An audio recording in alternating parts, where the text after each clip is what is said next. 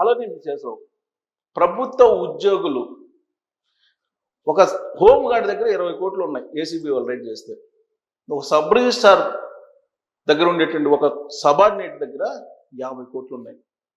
మరి ఇప్పుడు ఈ ఉద్యోగుల యొక్క అవినీతిని ఏమనాలి? అదేమంటే ఏమంటారంటే ఎవరో ఒకళ్ళిద్దరు పట్టుబడితే అందరు ఉద్యోగుల్ని మీరు అవినీతి పరులు కింద జమ కడుతున్నారు అని చెప్పి అంటున్నారు.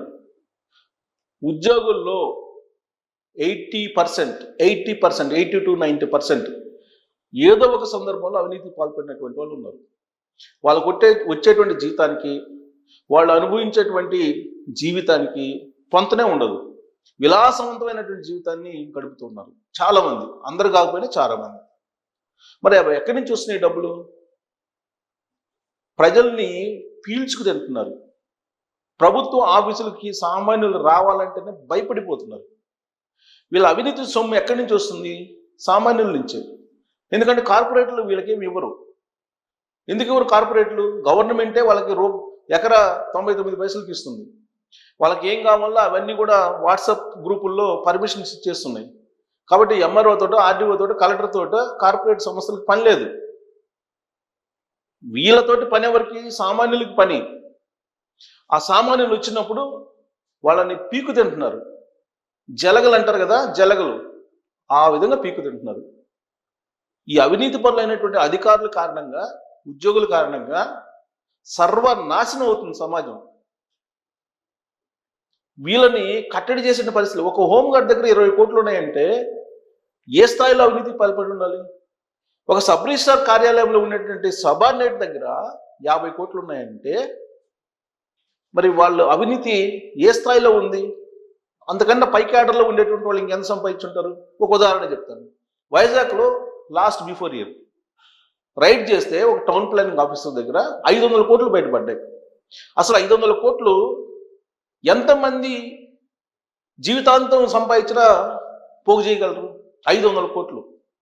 ఒక సామాన్యమైన టౌన్ ప్లానింగ్ ఆఫీసరు 500 కోట్లు సంపాదించాడంటే ఈయన ఉద్యోగుల్లో అనేక మంది ఉద్యోగులు, అందరు కాకపోయినా ఎక్కువ మంది ఉద్యోగులు ఎంత అవినీతి సంపాదిస్తున్నారు. ఇది వాళ్ళ తరానికి ఏమన్నా ఉపయోగపడచ్చేమో. నెక్స్ట్ తరం ఖచ్చితంగా కర్మ సిద్ధాంతం ప్రకారం అనుభవించి తీరాల్సిందని చెప్పి నేను చెప్పడం కాదు, గరిగిపాటి గారు చెప్తున్నారు, చాగంటి గారు చెప్తున్నారు, అనేక మంది ఆధ్యాత్మికవేత్తలు, ప్రవచనకర్తలు చెప్తున్నారు. మీరు అది నమ్మేటట్టయితే కనుక మీరు అవినీతి ఎంత చేస్తారో అంత పతనం తప్పదు. ఒక తరం కాకపోయినా నెక్స్ట్ తరం అయినా. మీకు నెల నెలా జీతాలు ఇస్తున్నారు.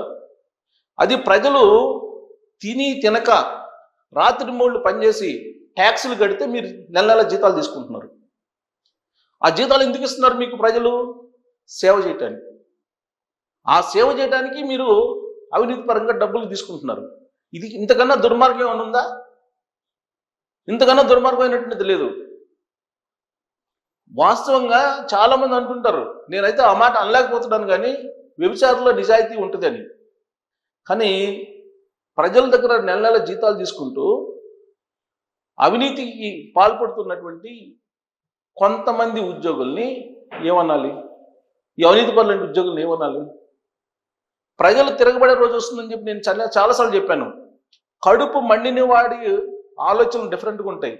కడుపు నిండినటువంటి వాళ్ళు అవినీతి పరులైన ఉద్యోగులు. వాళ్ళు 4 గోడల మధ్య ఉండి ఏసీల్లో కూర్చొని విలాసవంతమైన జీవితం గడుపుతూ కడుపు కాలేవాడి దగ్గర ట్యాక్సులు కట్టించుకొని మీ జీతాలు తీసుకుంటున్నారు. ఆ విషయాన్ని మీరు మర్చిపోకూడదు. ఎందుకనంటే సామాన్యమైనటువంటి కూలీ దగ్గర నుంచి పరోక్షమైనటువంటి పన్నులు కడుతున్నారు, ప్రత్యక్ష పన్నులు కట్టకపోయినప్పటికీ. ఈ విషయం తెలుసుకోవాలి. మీరు డబ్బులు పోగేసుకున్నాం, మనకేంట్లే లగ్జరీ లైఫ్ కలుపుదాం అని చెప్పి అనుకోవచ్చు మీరు. మీకు కాకపోతే మీ సంతానానికి, లేదా ఆ సంతానం ఇంకొక తరం అయినా ఖచ్చితంగా అది పడుతుందని చెప్పి ఆధ్యాత్మికతలు చెప్తున్నారు. 3 తరాలే మీరు ఎంత పోగు చేసినా 3 తరాలే ఉంటుందని చెప్పి ఆధ్యాత్మికతలు చెప్తున్నారు.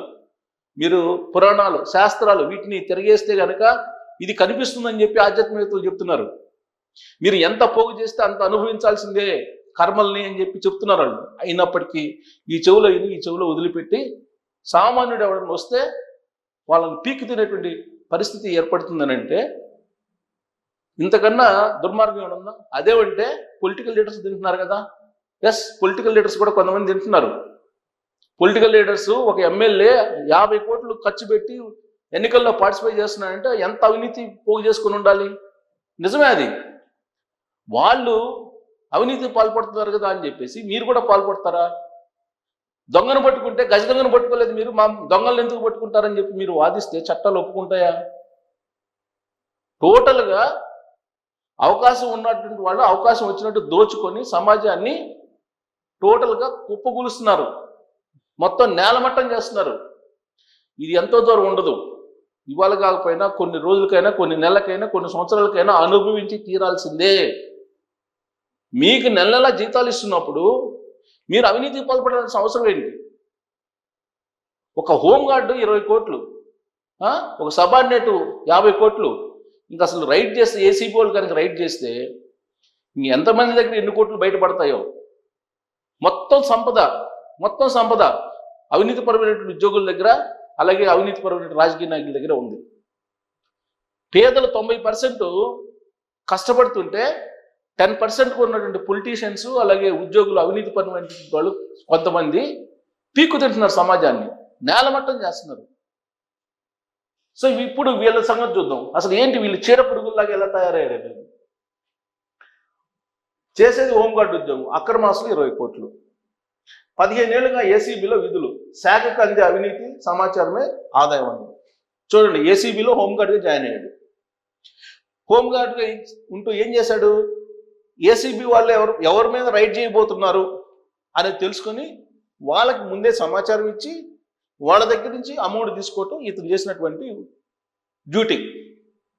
మరి ఇతను ఏమనాలి? సస్పెండ్ చేస్తారు అంతే. మళ్ళీ 6 నెలల తర్వాత జాబ్లో జాయిన్ అవుతాడు. వాళ్ళకి వెసులుబాటు ఉంది ఉద్యోగులకి. అందుకే దేశవ్యాప్తంగా అవినీతి వ్యతిరేక ఉద్యమం వస్తుంది. ఏదైతే ఉద్యోగులకు రక్షణ చట్టం ఉందో 311, దాన్ని రద్దు చేయాలని చెప్పి చాలామంది డిమాండ్ చేస్తున్నారు. ఇప్పుడు ఇంకా తెలుగు రాష్ట్రాలకు రాలాది ఆ ఉద్యమం. ఆల్రెడీ ఆ ఉద్యమం రావాలని చెప్పి రాహుల్ గాంధీ గారు కోరుకుంటున్నారు, ఇక్కడ కేటీఆర్ గారు కోరుకుంటున్నారు. జగన్మోహన్ రెడ్డి గారు కూడా క్లాస్ వార్ అన్నారు 2024 ఎన్నికలకు ముందు. ఎన్నికల్లో ప్రచారానికి మాత్రమే పరిమితమైంది అది. ఇప్పుడు మాట్లాడాలి ఆయన క్లాస్ వార్ గురించి. క్లాస్ వార్ అనేది 2024 ముందు మాట్లాడారు. క్లాస్ వార్ అనేది లేదు అని చెప్పి ఆయన్ని కింద కూర్చోబెట్టారు. ఈ క్లాస్ వార్ అనేది ఉంది, కాకపోతే దాన్ని లీడ్ చేసేది నిజాయితీ పనులు చేస్తే ఖచ్చితంగా క్లాస్ వార్ వస్తుంది. జగన్మోహన్ రెడ్డి గారి మీద కేసులు ఉన్నాయి కాబట్టి ఈ క్లాస్ వార్ ఆయన చెప్తే వెళ్ళా. కాబట్టి ఇక్కడ ఈయన చేసేది ఏంది? ఏసీబీలో ఉంటూ ఏసీబీ రైడ్ చేసేటువంటి వాళ్ళకి ముందే సమాచారం ఇచ్చి వాళ్ళ దగ్గర డబ్బులు తీసుకుంటున్నాడు. ఇక ఆఫీస్ సబార్డినేట్కు 50 కోట్ల ఆస్తులు. రేణిగుంట సబ్ రిజిస్టర్ కార్యాలయ ఉద్యోగి ఇళ్లలో ఏసీబీ సోదాలు చేస్తే 50 కోట్లు బయటపడ్డాయి. రేణిగుంట. ఇతను విజయనగరం జిల్లా. విజయనగరంలో ఈయన హోంగార్డుగా పనిచేశారు. ఒక హోంగార్డు, ఒక రిజిస్ట్రేషన్ ఆఫీసులో రేణిగుంట సబ్ రిజిస్టర్ కార్యాలయంలో సబార్డినేట్. వీళ్ళ ఆస్తులు ఇవి. ఇక మిగతా వాళ్ళ ఆస్తులు ఎలా ఉంటాయో మీరు ఊహించుకోండి. దాదాపు 20 కోట్లకు అక్రమాస్తులు పోగు చేశాడు హోంగార్డు. 15 ఏళ్ళుగా ఆయన సాగిస్తున్న అక్రమాలు ఇటీవల బయటపడటంతో ఏసీబీ అధికారులు ఆయన నివాసాలపై ఏకకాలంలో దాడులు నిర్వహించి అక్రమాస్తుల విలువలు సేకరించారు. ఒక హోంగార్డు 20 సంవత్సరాల నుంచి అవినీతికి పాల్పడుతుంటే మన వ్యవస్థలు ఐడెంటిఫై చేయలేకపోయాయి. చూడండి, నెట్టి శ్రీనివాసరావు అతని పేరు. నెట్టి శ్రీనివాసరావు 2010లో విజయనగరం పోలీస్ శాఖలో హోంగార్డుగా చేశాడు. 2010లో చేశాడు. చేరి 2026 చూడండి, 16 సంవత్సరాల్లో ఒక హోంగార్డు 20,000 వస్తాయి మహా అయితే. 20 కోట్లు ఆస్తిపరుడు. అప్పటి నుంచి 2025 వరకు విజయనగరం ఏసీబీ కార్యాలయంలో పనిచేశాడు. ఈ క్రమంలో ఏసీబీ అధికారులకు అందే సమాచారం, లంచం తీసుకుని పట్టుబడే కేసులు, అక్రమాస్తుల వివరాలను తెలుసుకుని చేయబోయే దాడుల గురించి సంబంధిత అధికారులకు ముందే సమాచారం అందించాడు. దీనికి బదులుగా వారి నుంచి భారీగా నగదు, ఇళ్ల స్థలాలు రూపంలో తీసుకునేవాడు. నగదే కాదు, ఇళ్ల స్థలాల రూపంలో కూడా తీసుకునేవాడు. ఇటీవల సబ్ రిజిస్టర్ కార్యాలయంలో ఏసీబీ అధికారులు ఆకస్మిక తనిఖీలకు వెళ్తుండగానే కీలక సమాచారాన్ని ముందుగానే సంబంధిత అధికారుల సిబ్బందికి శ్రీనివాసరావు అందజేశాడు. దీంతో వారు అక్రమాస్తులు పట్టుబడకుండా జాగ్రత్త పడ్డారు. ఏసీబీ అధికారులకు అనుమానం వచ్చి శ్రీనివాసరావు కదలికలపై నిఘా పెట్టి ఏడాది క్రితం అతన్ని జిల్లా పోలీస్ కార్యాలయానికి పంపేసేశారు. అతను హోమ్ డిపార్ట్మెంట్కి పంపించేశారు. అప్పటి నుంచి శ్రీనివాసరావు గురించి ప్రత్యేక పూర్తి సమాచారం సేకరించారు. ఖరీదైన ఇళ్ల స్థలాలు, డాక్యుమెంట్లు. అక్కడ ఇతను శ్రీనివాసరావు ఉంటున్నట్టు విజయనగరం గోకపేట స్వగ్రామం గుర్ల మండలం నడుపూర్లో ఏసీబీ డిఎస్పీ రమ్య ఆధ్వర్యంలో గురువారం ఏకకాలంలో తనిఖీలు చేపట్టాయి. ఈ తనిఖీల్లో స్థిరాస్తులకు సంబంధించిన పలు కీలకమైన డాక్యుమెంట్లు, ఖరీదైన ఇళ్ల స్థలాల పత్రాలు, వ్యవసాయ భూమి, బంగారము, వెండి, నగదు ఇవన్నీ దొరికినాయి. బ్యాంకు బ్యాలెన్సు, కారు, ద్విచక్ర వాహనాలు వీటన్నిటి స్వాధీనం చేసుకున్నారు. ఇటు మొత్తం 20 కోట్లు ఉంటుందని చెప్పి ఎక్స్పెక్ట్ చేస్తున్నారు. ఇక ఇతని హిస్టరీ చూద్దాం. ఆఫీస్ సబార్డినేట్ ఇతను 50 కోట్ల ఆస్తులు. సబ్ రిజిస్ట్రార్ కార్యాలయ ఉద్యోగి ఇళ్లలో ఏసీబీ సోదాలు. అక్రమాస్తుల కేసులో ఇటీవల సస్పెన్షన్కు గురైన తిరుపతి జిల్లా రేణిగుంట సబ్ రిజిస్ట్రార్ కార్యాలయం ఉద్యోగి నల్లిపోగు తిరుమలేష్ ఇంట్లో ఏసీబీ అధికారులు సోదాలు నిర్వహించారు. గ్రేడ్ 3 ఆఫీసు సబార్డినేట్గా పనిచేస్తుంది. గ్రేడ్ 3 ఆఫీసర్కి సబార్డినేట్ ఇతను.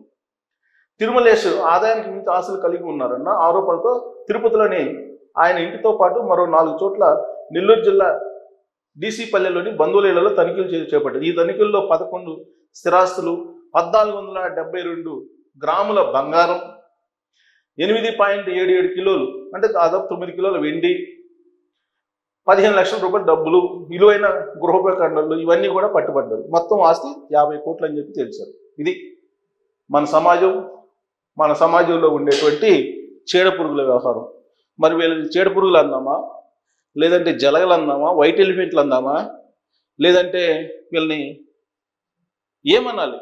ఈ విధంగా అవినీతి పాల్పడుతుంటే ప్రజలు కాముగుంటం అనేది కరెక్ట్ కాదు. ప్రజలు తిరగబడాలి. ఏసీబీ నెంబర్స్ ఉన్నాయి, ఆ నెంబర్లో ఫోన్ కొట్టి మీరు కంప్లైంట్ చేయాలి. ఆల్రెడీ నేను ఇంతకుముందు వీడియోలో ఏసీబీ టోల్ ఫ్రీ నెంబర్ కూడా ఇచ్చాను. ప్రజలు వెంటబడి వీళ్ళు కనుక నిలదీయకపోతే వీళ్ళ దగ్గర ఎంత డబ్బు ఉందంటే వీళ్ళ పై అధికారులు అవినీతి పడినటువంటి వాళ్ళ దగ్గర ఎంత ఉండాలి? నేను ఒక ఉదాహరణ చెప్తా. హైదరాబాద్లో ఒక ఐఏఎస్ ఉన్నాడు, రిటైర్ అయినా. ఆంధ్రప్రదేశ్లో కీలకమైన పోస్టులో రిటైర్ అయ్యి ఉన్నాడు. 100 కోట్లు పెట్టి ఇల్లు కట్టించాడు హైదరాబాద్లో. 100 కోట్లు. ఆయన ఇంటికి పోతే స్వర్గంలోకి ప్రవేశించినట్టు ఫీలింగ్ కలిగేలాగా నిర్మించాడు. అక్కడ పని మనుషుల్ని చేత్తోటి క్లీన్ చేయమంటాడు. అంటే క్లాత్ తోటి కానీ బట్టలు తోటి జనరల్గా చేస్తారు కదా, లేదంటే క్లీనింగ్ చేసే పరికరాలు ఉంటాయి వాటితో చేస్తారు. వాటితో చేసే ఒప్పుకోడు ఆయన, చేత్తోటి చేయాలి. అంత యుగోతోటి 100 కోట్లు పెట్టి ఇల్లు కట్టి ఆయన దాదాపు 350 ఎకరాలు అసైన్ ల్యాండ్ కల్లాంటి చేసినటువంటి ఐఏఎస్ అది ఆయన. మరి ఇలాంటి వాళ్ళు ఎంతమంది ఉంటారు? మీరు ఎక్స్పెక్ట్ చేయండి. మరి ఉద్యోగులు కరెక్ట్గా లేకపోతే, ప్రజలు తిరగబడకపోతే మొత్తం రాష్ట్రాన్ని, దేశాన్ని మొత్తాన్ని లేపేస్తారు. మరి ఇలాంటి పరిస్థితి నుంచి బయటపడాలంటే ఏం చేయాలనే దాని మీద మీరు కామెంట్ చేయొచ్చు. Thank you.